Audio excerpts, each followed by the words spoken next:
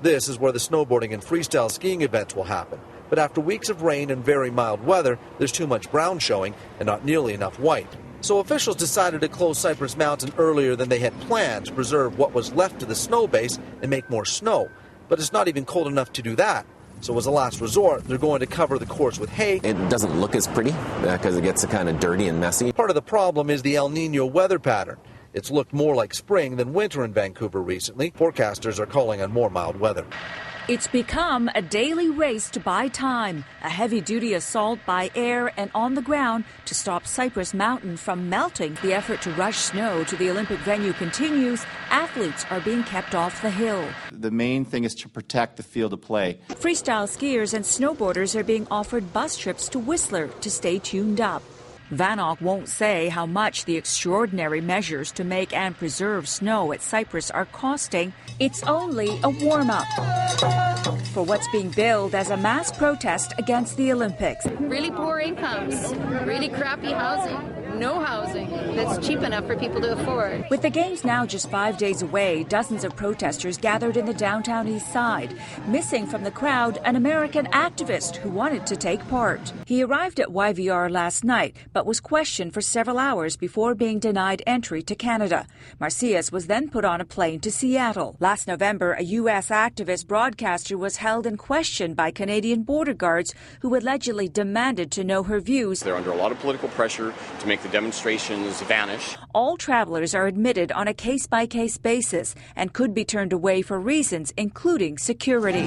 Activists are vowing to get their political message out during the Games, but they're convinced many more critics of the Olympics will be denied entry.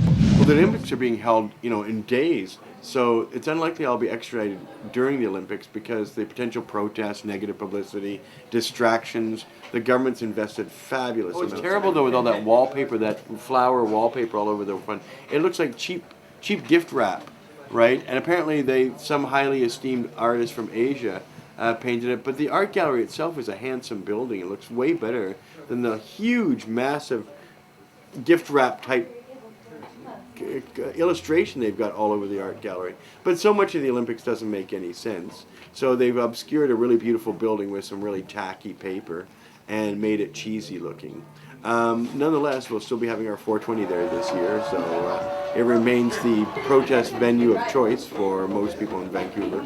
New and tighter Olympic security measures are being brought online in Vancouver. It's all part of Vancouver's massive $900 million security plan involving more than 15,000 personnel. In less than 2 weeks, not only will the world be watching Vancouver, Big Brother will be too. 1,000 lenses will be monitoring Olympic venues and high-traffic areas. It's all part of the final push for the largest security operation in Canadian history.